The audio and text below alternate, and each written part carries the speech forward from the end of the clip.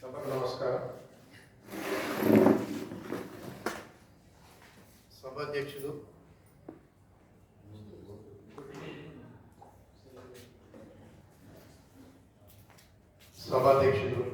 సోదరుడు అనిల్ కుమార్ గారు మరియు గౌరవనీయులు వేణుశ్రీ గారు మరి సహచార పెద్దలు వేదిక మీద ఉన్నటువంటి అందరికీ పేరు పేరున హృదయపూర్వక అభినందనలు తెలియజేస్తున్నాను. ఈరోజు కాళోజీ పురస్కారాలను గ్రహించినటువంటి పెద్దలు పప్పుల రాజిరెడ్డి గారు, స్వామి గారు, వారికి హృదయపూర్వకమైన అభినందనలు తెలియజేస్తున్నాను. మరియు ఒక చక్కటి కార్యక్రమాన్ని చేపట్టి ప్రతి ఏటా కవిత్వాన్ని శ్వాసగా, కవిత్వమే జీవితంగా బ్రతికిన చాలా మందిని గుర్తించి ప్రతి ఏటా ఈ పురస్కారాలు ఇస్తున్నటువంటి తెలంగాణ రచయితల సంఘం కరీంనగర్ జిల్లా శాఖను హృదయపూర్వకంగా అభినందిస్తున్నాను. ఎందుకంటే రాజు చేతికత్తి రక్తంబు వర్షించు, సుకవి చేతి కలము సుధరుదురియు, ఆతడేలగలుగు యావత్ ప్రపంచము, ఈతడేలగలుగు ఇహము పరం. ఈ కవిత్వము లోతును, కవి యొక్క విశిష్టతను, కవిత్వం అంటే ఏమిటి, కవి ఎవరు చెప్పినటువంటి గొప్ప వాక్యాలు. రాజు మరణించనొకతార రాలిపోయి, సుకవి మరణించనొకతార గగనమెక్కి. అంటే కవి రాజు రాజ్యం ఏలుతాడు, ప్రజలను పాలిస్తాడు. కవి ప్రజల్లోంచి బయలుదేరుతాడు. కాబట్టి ప్రజల భాషను, ప్రజల ఆవేదనను అర్థం చేసుకుంటాడు. రాజులు, సామ్రాజ్యాది నేతలు కవుల్ని పెంచి పోషించేవారు, కవుల్ని తమ ఆధీనంలో ఉంచుకునేవారు, కవుల్ని భుక్తి పెట్టి కవులకి జీవితం గడిపి కవులకు జీవన భత్యం ఇచ్చేవారు. అలాంటి కవుల్ని, అలాంటి సౌకర్యాలను ధిక్కరించి కూడా కవులు ప్రజల సమస్యలను, ప్రజల యొక్క జీవితాన్ని పట్టుకొని ప్రజల వైపు ఉండి రాసిన చాలా మంది కవులు ఉన్నారు. కాళోజీ ఈరోజు ఇప్పటికీ బతికి ఉన్నాడు అంటే ఆయన జీవితం, ఆయన కవిత్వం, ఆయన వ్యక్తిత్వం ఇవన్నీ ఒక సమపాలలో ఆయన కవిత్వంలో ఉంపినవాడు. ప్రజల కోసం తన జీవితాంతం పోరాడినవాడు. ఆయన పుట్టుక మాత్రం ఆయనది, చావు మాత్రం ఆయనది, బతుకంతా ఈ ప్రజలది అని ఆయన ఒక ఉదాహరణగా నిలిచినవాడు. అందుకే ఇలా ఆయన పేరు మీద ఇచ్చేటటువంటి ఈ అవార్డుకు ఇంతటి ఒక ఘనమైన కీర్తి, ఘనమైన చరిత్ర ఉన్నది. తీసుకున్న వారికి కూడా ఒక గర్వంగా ఉంటుంది. ఇలా కాళోజీ పురస్కారం తీసుకోవడం అంటే మామూలు విషయం కాదు. కాళోజీ పేరు మీద ఇస్తున్నటువంటి ఈ పురస్కారాన్ని తీసుకోవడం నిజంగా ఒక అర్హత, ఆ కవిత్వానికి ఒక అర్హత. వాళ్ళు రాసినటువంటి కవిత్వానికి అదొక పట్టం కట్టినటువంటి ఒక కీర్తి కిరీటం, ఒక మణిమకుటం, ఒక కలికి దురాయి. అట్లాంటి అవార్డులు వల్ల వీరికి రావడం అనేది చాలా గొప్ప విషయం. ఎందుకంటే కవిత్వం అందరూ రాస్తారు.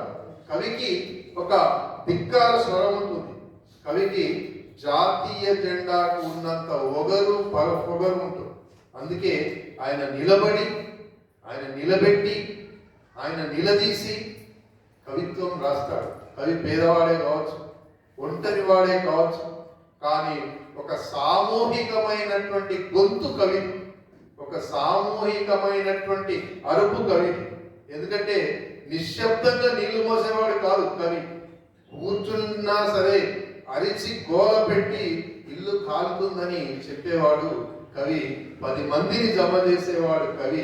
10 మందిని జమ చేసి 10 మందిని కదిలించి 10 మంది చేత పని చేయించి వారికి మార్గదర్శకంగా నిలిచేవాడు కవి. వాడు చల్లిన పిడికెడు వాక్యాలు, వాడు చల్లిన పిడికెడు అక్షరాలు, వాడు పలికిన పిడికెడు మాటలు అవి ఉత్తేజాన్ని ఇచ్చి ఈ ప్రపంచాన్ని నడిపిస్తాయి. నిప్పుల కణికల్లా పనిచేస్తాయి. అవి నిప్పుల వాగులా దారి చూపిస్తాయి. కప్పుకొని తప్పుకొని తిరిగే వాడిని బట్టలిప్పి నిలదీసి బజారు నిలబెట్టే ఏకైక వ్యక్తి వాడు. అంతటి పౌరుషం, అంతటి శక్తి ఇలా పరమాణు బాంబుకైనా అంతటి పవర్ ఉందో లేదో కానీ కవి రాసేటటువంటి ప్రతి వాక్యం, ప్రతి అక్షరం నిజంగా ప్రజల కోసం రాసిందైతే అది పరమాణు బాంబువే. అట్లా పేరుతుంది ఆ కవి వాక్యం. అందుకే ఇలా సాహిత్యం అనేది, సాహిత్యం ఒక సమాజాన్ని, సమాజం యొక్క నిర్మాణాన్ని, సమాజం యొక్క క్షేమాన్ని, సమాజం యొక్క సంక్షేమాన్ని కోరుకునేదే. ప్రజలను, ప్రజల జీవితాన్ని, ప్రజల యొక్క బాధలను విముక్తి కలిగించడానికి ప్రయోగించేటటువంటి వాక్య మంత్రాలే కవిత్వం. కవి ఏం చేస్తాడు? సమాజం బాగుండాలని కోరుకుంటాడు. కవి ఈ సమాజానికి ఆడబిడ్డ లాంటి వాడు. ఒక ఆడబిడ్డ తన పుట్టింటికి ఎట్లా మేలు కోరుకుంటుందో, తన పుట్టింటిని ఎట్లా గుట్టుగా ఉంచుతుందో, అట్లాగే ఎట్లా తన్లాడుతుందో కవి కూడా ఈ సమాజం కోసం తన్లాడతాడు. అందుకే చూడండి, కవులందరికీ బీపీలు, షుగర్లు ఉంటాయి. అవి ఎంచుకున్నది, అవి వచ్చింది వాళ్ళ స్వంతం కోసం కాదు, లేదా వాళ్ళు ఏదో సంపాదించాలని వాళ్ళు తన్లాడినటువంటి తన్లాట కాదు. ఈ సమాజం ఎట్లా ఉంది, ఇట్లా సంక్షోభం ఎట్లా ఉంది, ఇది ఈ విధంగా ఉంది. పడుకున్న తర్వాత కవి గుండెంత ప్రపంచం తిరిగి వస్తుంది. కవి నిద్రపోతుంటే కవి గుండె మాత్రం ప్రపంచం తిరిగి వస్తుంది. కవి మనసు మాత్రం అతలాకుతలమైపోతుంది. కవి కదిలిపోతుంది. తెల్లారినాక ఆ కవి ఒక కదులుతున్న విప్లవంలా, ఒక నిప్పు వాగులా కడపలోంచి బయటకు వస్తాడు. అటువంటి కవి, అటువంటి ఆవేదనతో రాసినటువంటి పిడికెడు అక్షరాలకి ఎలా గుర్తింపు రావడం అనేది నిజంగా అది ఈ సమాజాన్ని నిర్మించడంలో, ఈ సమాజపు పునర్నిర్మాణంలో జరిగేటటువంటి ఈ అవార్డుల ప్రక్రియ. అవార్డులు ఎందుకు ఇస్తాం? కవిని ఎందుకు గుర్తిస్తాం అంటే, కవి కవిత్వం రాస్తాడు. ఈ కవిత్వం సమాజానికి ఉపయోగపడుతుంది, సమాజాన్ని నిర్మిస్తుంది. నిజంగా ఇలా సమాజాన్ని నిర్మించేది కేవలం సాహిత్యం మాత్రమే. మిత్రులారా, మనం దానికి బాగా దూరం వచ్చేసాం. ఇలా సాహిత్యం అంటే మామూలు ఇప్పుడు ఈ సినిమాలలో, తర్వాత టీవీలలో, మీడియాలలో కవుల్ని, రచయితల్ని బఫూన్లుగా చేసి ఈ తెలుగు సినిమా, తెలుగు ఈ మీడియా వాళ్ళను ఒక జోకర్లుగా చేసి మామూలుగా కవి వస్తున్నాడంటే ఓ బ్లాక్ చేసో, లేకుంటే భుజానికో సర్చ్ చేసో, అవి వస్తున్నారా దూరం పోవాలరా, మనం ఇక పంపేస్తారా, లేకుంటే దొరికేస్తారా, ఏవో పెట్టి అవి ఒక బఫూన్గా చేశారు. కానీ అలా కవికి ఒక స్టార్ హోదా ఉండాలి, కవికి ఒక స్టార్ ఇమేజ్ ఉండాలి. కవి పోతున్నాడంటే ఆ కవి కాదు పోతున్నది, ఒక నిలబెట్టినటువంటి, నిలబడినటువంటి ఆత్మస్థైర్యంగా ఒక సమాజం నడుస్తున్నట్టు. కాబట్టి కవి ఎక్కడ ఎదురుకొచ్చినా, కవి ఎక్కడ పోయినా ఆయన సజీవ ప్రవాహం, సజీవ జీవనాళిక. అందుకనే ఇలా కవిత్వానికి ఈపాటి గుర్తింపు. కాకపోతే ఇలా కవి అనేవాడు, సరే కవులలో, సాహిత్యంలో చాలా రకాలు ఉన్నాయి. మనకు స్వార్థం కోసం రాసుకునే కవిత్వం ఉంది, సమాజం కోసం రాసుకునే కవిత్వం ఉంది.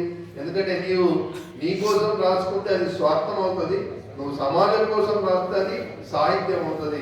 రాసినట్టు ఏడ్చినట్టు నటిస్తే అది రాజకీయం అవుతుంది. కవులకు రాజకీయాలు ఉండవు.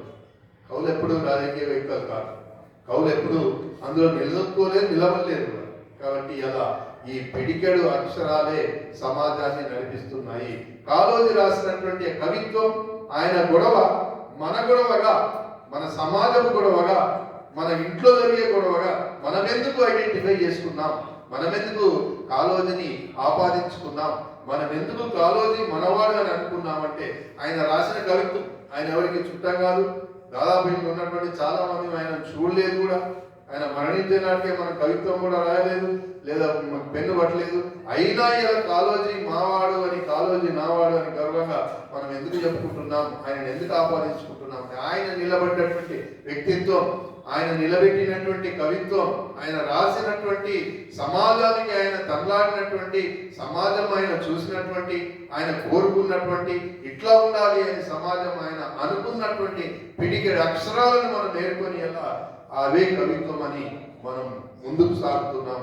వాటితో మనం పవిత్రమైపోతున్నాం, వాటితో మనం ప్రభావితమైపోతున్నాం. అంతటి శక్తి కవికి ఉన్నది. ఎందుకంటే మనం పుట్టగానే లేదా ఒక వస్తువు తయారవుతుందంటే, ఒక వస్తువును తయారు చేస్తే, ఒక వస్తువును మనం మ్యానుఫ్యాక్చర్ చేస్తే ఆ కంపెనీ మనకి ఒక బుక్లెట్ ఇస్తుంది. బాబు దీన్ని ఈ విధంగా వాడాలి, దీంట్లో ఈ వసతులు ఉంటాయి, దీన్ని ఇట్లా వాడితేనే జాగ్రత్తగా ఉంటుంది, ఇగో ఇది ఈ పని చేస్తుంది. కానీ మనిషి పుట్టినాక మనిషితో పాటు ఏ మేనిఫెస్టో రాదు. మనిషి ఇట్లా ఉండాలి, మనిషి అట్లా ఉండాలి అని చెప్పేటటువంటి ఏ మేనిఫెస్టో రాదు. అట్లా చెప్పిన వాడు కేవలం ఒక కవి మాత్రమే. మనిషి ఇట్లా ఉండాలి, మనిషి ఇట్లా బతకాలి, సమాజానికి మనిషి ఈ విధంగా సేవ చేయాలి, లేదా సమాజం ఇట్లా ఉండాలని ఒక మేనిఫెస్టో ఇచ్చిన వాడు, 4 మంచి మాటలు చెప్పిన వాడు, మార్గదర్శకంగా నిలిచిన వాడు కవి మాత్రమే. కాబట్టి ఆ కవి రాసినటువంటి ఆ పిడికెడు అక్షరాలు ఇలా సమాజాన్ని నిలబెడుతున్నాయి. అందుకే మనం చాలా సందర్భాల్లో అంటాం, సమాజాన్ని నిలబెట్టేది సాహిత్యము అని. ఈ సాహిత్యమే కనుక లేకపోతే ఈ సమాజం నిలబడేది కాదు. ఎందుకంటే ఒక ఆరోగ్యవంతమైనటువంటి సమాజం ఒక ఆరోగ్యవంతమైన సాహిత్యాన్ని సృష్టిస్తుంది. మళ్ళీ ఆ ఆరోగ్యవంతమైనటువంటి సాహిత్యము మళ్ళొక ఆరోగ్యవంతమైనటువంటి సమాజాన్ని సృష్టిస్తుంది. సమాజము సాహిత్యము ప్యారలల్ గా నడుస్తున్నాయి. ఎందుకంటే ఒక ఫ్రెంచి విప్లవం నుంచి ప్రభావితమైనటువంటి జ్యోతిబా ఫులే ఒక అద్భుతమైన సాహిత్యాన్ని సృష్టించారు. ఆయన సృష్టించినటువంటి సాహిత్యాన్ని చదివినటువంటి అంబేద్కర్ గారు తర్వాత కొత్త సమాజాన్ని సృష్టించి రాజ్యాంగాన్ని రాశారు. ఆ రాజ్యాంగం రాస్తున్నటువంటి, ఆ రాజ్యాంగంలో ఉన్నటువంటి వాటి వసతులు లేదా రాజ్యాంగాన్ని చదివి ప్రభావితం చేసి బతికినటువంటి ఈ సమాజం మనకు కొత్త సాహిత్యాన్ని సృష్టిస్తుంది. అంటే ఒక మంచి సమాజం ఏర్పడాలి అంటే ఒక మంచి సాహిత్యం కావాలి. ఒక మంచి సాహిత్యము మళ్ళొక మంచి సమాజాన్ని సృష్టిస్తుంది. అందుకే ఇలా ఆరోగ్యవంతమైనటువంటి సాహిత్యం ఈ సమాజానికి అవసరము. ఏ సమాజంలోనైనా ఏ వరుసలోనైనా ఒక మంచి సాహిత్యం ఉన్నది అంటే అది కొత్త కొత్త వ్యక్తుల్ని, కొత్త కొత్త ప్రవక్తల్ని, కొత్త కొత్త మంచి భావాలు ఉన్నటువంటి మనుషుల్ని సృష్టిస్తుంది. మీరు ఇప్పుడు లేదు కానీ మీరు ఒక తరం నుంచి గమనించండి, ప్రపంచం లోపల ప్రపంచాన్ని ప్రభావితం చేసినటువంటి ప్రతి ఒక్క వ్యక్తి సాహిత్యాన్ని చదివినవాడే. సాహిత్యం లేకుండా వ్యక్తి తనను తాను పరిశుద్ధం చేసుకోలేడు, ఈ సమాజాన్ని పరిశుద్ధం చేయలేడు. అదొక విత్తనం లాంటిది, అదొక తడి లాంటిది, అదొక పదన లాంటిది. అన్ని విత్తనాలు మొలకెత్తాలి అంటే ఒక పదన కావాలి. అట్లా పదన కలిగించేటటువంటి ఒక అంశమే ఇలా సాహిత్యము. కాబట్టి సాహిత్యాన్ని తప్పకుండా చదవాలి, చదివించాలి. కానీ ఇలా ఏమైంది, సమాజం లోపల పనికిరానటువంటిది ఏదైనా ఉన్నదా అంటే అదే అని చెప్తున్నాం. మన పిల్లలకు చెప్తుంటాం. ఇప్పుడు మీరు చూడండి, జనం పెరిగింది, జనాభా పెరిగింది, పిల్లలు పెరిగారు, కానీ వస్తున్నటువంటి పత్రికలు కానీ, వస్తున్నటువంటి సాహిత్యం కానీ, వేస్తున్నటువంటి పుస్తకాలు కానీ తగ్గిపోతున్నాయి. ఎందుకు? ఈ సమాజానికి ఈ సాహిత్యం అవసరం లేదు అని మనం ఎప్పుడో వాటిని దూరం చేసాం మన పిల్లలకి. అందుకే ఇప్పటి పిల్లల్ని మీరు చూడండి, వాళ్ళని అడగండి, వాళ్ళ కెరీర్ అంటారు, వాళ్ళ ఉద్యోగం అంటారు, లేకుంటే ఇంకేవో వాళ్ళ ఆస్తులు సంపాదించాలి, బిల్డింగ్ సంపాదించాలి, హోదాలు పదవులు అంటారు. కానీ ఏ ఒక్కడు కూడా ప్రజల గురించి, ప్రజా సమస్యల గురించి, ప్రజల జీవితం గురించి ఆలోచించాడు. ఎందుకు ఆలోచించాడు అంటే అతడికి సాహిత్యం లేదు, సాహిత్యం చదవలేదు, సాహిత్యానికి వాసననే లేదు. అందుకని ఇప్పుడు మనం పాఠశాలలో కానీ మన పిల్లలకు కానీ ఖచ్చితంగా మనం 4 పిడికెడ అక్షరాలను తెలిపి వాడి వ్యక్తిత్వాన్ని నిలిపేటటువంటి సాహిత్యాన్ని మనం పిల్లల చేత చదివించాలి. ఎందుకంటే వ్యక్తిగా ఎదగాలంటే మామూలుగా ఎదగడు. మనం వాడికి శారీరకంగా ఆరోగ్యంగా జిమ్గా పంపిస్తాం, ఎక్సర్సైజ్ చేద్దాం, సరే వ్యక్తిగా వాడు ఒక శారీరకంగా నిలబడగలుగుతాడు. కానీ మానసికంగా నిలబడగలగాలి అంటే ఆ సాహిత్యం మాత్రమే అతన్ని మానసికంగా నిలబెట్టగలదు, మానసికంగా పరిశుద్ధం చేయగలదు. కాబట్టి మిత్రులారా, ఇలాంటి కార్యక్రమాలు ఒక రచయితను కానీ ఒక కవిని కానీ గుర్తించి ఒక అవార్డు ఇచ్చి ఏం చేస్తున్నాం, ఒక విత్తనం వేస్తున్నాం. ఎలా ఇది ఒక మామూలు అవార్డు కాదు, ఒక గొప్ప అవార్డు.